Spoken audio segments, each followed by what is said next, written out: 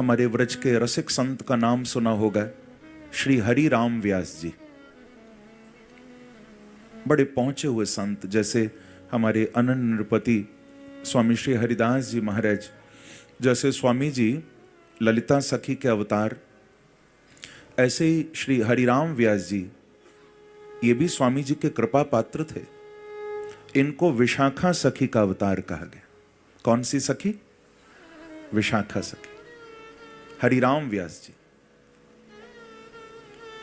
ये इतने बड़े, देखो ब्राह्मण तो थे ही, पंडित थे, इतने विद्वान थे हरिराम व्यास जी कि ये काशी पहुंचे थे। एक बार काशी में जाकर इन्होंने वहां के काशी के ब्राह्मणों को, पंडितों को, क्योंकि भाई जब विद्वानों की बात आती है तो ये बड़ा प्रसिद्ध है कि विद्वान तो काशी के होते हैं। प्रेम से कहो श्री राधे।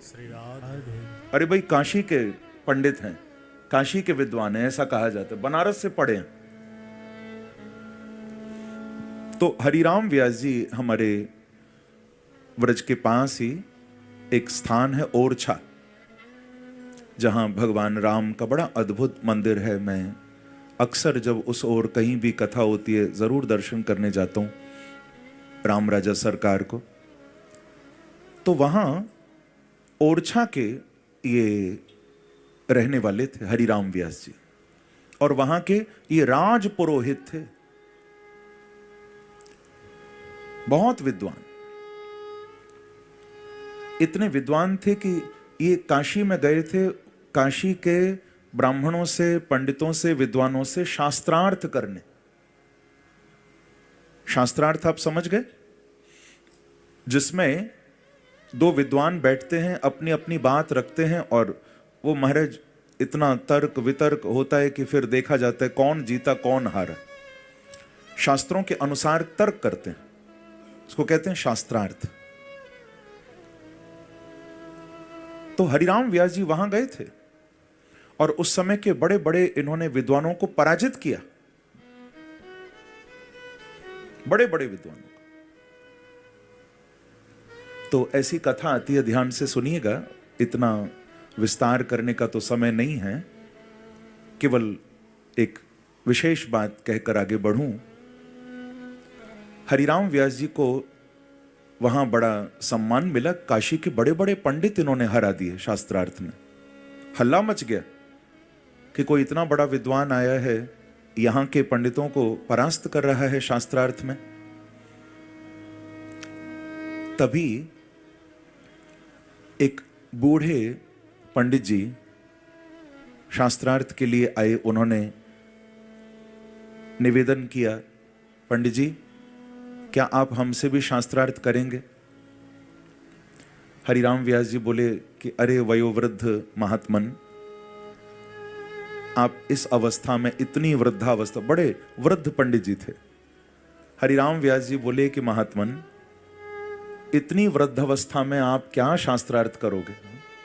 अरे किसी जवान को भेजो ना, जिसकी बुद्धि तेज हो, तो मैं कुछ शास्त्रों की बात करूं, हराऊं। आपका कोई बेटा बेटा नहीं है क्या? वो वृद्ध पंडित जी बोले नहीं नहीं महाराज, हमसे ही दो चार बात कर लो। अच्छा ठीक है, करिए, पूछिए कुछ आप। तो एक प्रश्न किया उस वृद्ध ब्राह्मण ने, हरिराम व्यास जी को पूछा कि महाराज हमें और कुछ नहीं, केवल इतना बताइए, आप सीख कर पढ़े हो या पढ़कर सीखे हो? प्रेम से कहो श्री राधे। आप समझकर, सीख माने समझकर, आप पढ़े हो या पढ़कर आप समझे हो?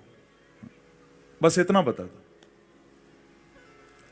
हरिराम व्यास जी ये प्रश्न सुनते ही एकदम महाराज शून्य में चले गए।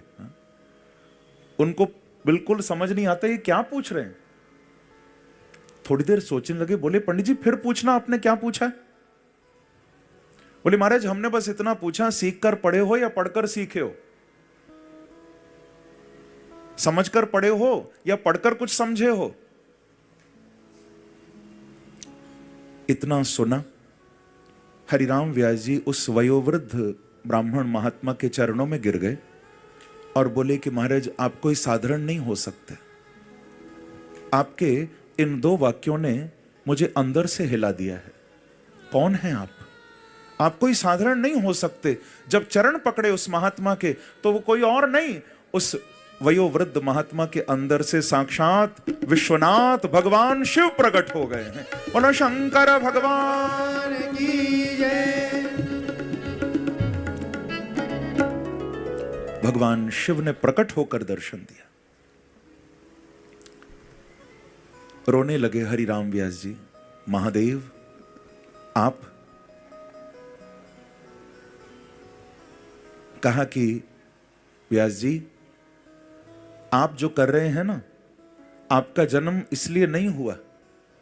भले आपने बहुत कुछ प्राप्त कर लिया, बड़े विद्वान आप बन गए, लेकिन शिव कहते हैं मेरी दृष्टि से देखो तो ना आप पढ़कर सीखे हो, ना आपने सीख कर पढ़ा है कुछ। महादेव आप ऐसा क्यों बोल रहे हैं? बोले हमारी दृष्टि में तुम्हारी सारी विद्या पर पानी फिर गया। क्यों?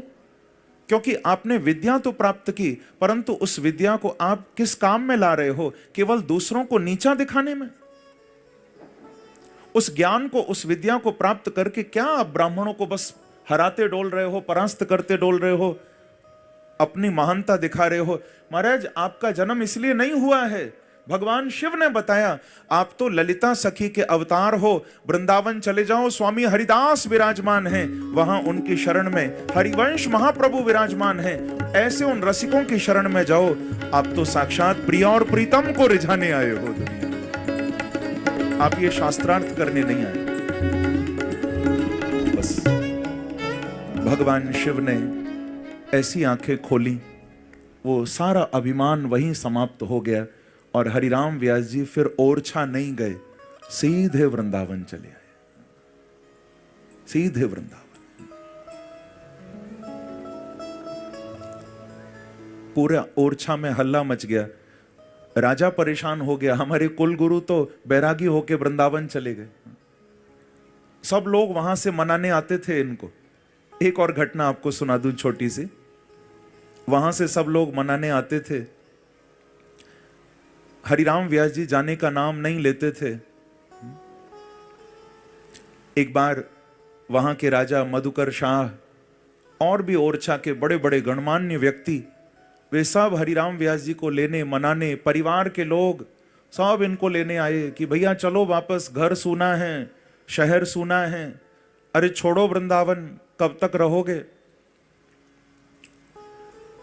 उसी समय ऐसा प्रसंग आता है कि ठाकुर जी के मंदिर से प्रसाद लेकर एक वो झाड़ू लगाने वाली ना, एक सफाई करने वाली वृंदावन की कोई माता, वो प्रसाद लेकर ठाकुर जी का ऐसे हाथ में जा रही थी। हरिराम व्यास जी के पीछे लोग लगे हुए थे वापस ले जाने के लिए। जैसे ही उस सफाई करने वाली, सोनी सेवा करने वाली उस माता को देखा, हाथ बढ़ा दिए, मैया हमें प्रसाद देती जा। तो वो मैया बोली, बाबा अरे मैं तो सफाई करूं, मेरे हाथ को प्रसाद खाओगे? मैया ये ठाकुर को प्रसाद है, ये हाथ को प्रसाद चाहे जो को, ये तो ठाकुर को है, थोड़ा सा दे दे। तो उसने ना तुरंत, वो थोड़ा कड़ी का प्रसाद था तो कड़ी पकौड़ी थोड़ी सी हरिराम व्यास जी के हाथ पे धर दी, तुरंत पा गए। अब पीछे वो सब परिवार वाले, इनके अपने परिवार के, राज परिवार के, जो सब लेने आए हुए थे ना, पीछे पीछे आ रहे थे, चलो वापस चलो वापस। जब उन्होंने देखा तो वे सब बोले कि भैया अब ये हमारे मतलब के नहीं हैं। अरे देखो सफाई करने वाली के हाथ से ये भोजन कर रहे हैं, अब इनको वापस ले जाके करेंगे क्या? ये तो बिल्कुल ही इन्होंने अपना जीवन नष्ट कर लिया, चलो वापस इनको छोड़ के। सब चले गए। अब वो तो चले गए, हरिराम व्यास जी ने दौड़कर उस सफाई करने वाली, उस वृंदावन में झाड़ू लगाने वाली मैया के चरण पकड़े और चरण पकड़कर बोले, मैया कमाल हो गया, मैं इतना छुड़ाना चाहता था पर ये पकड़े बैठे थे मुझे, पर आज तेरे हाथ से क्या प्रसाद पाया, मेरी दुनिया ही छूट गई आज।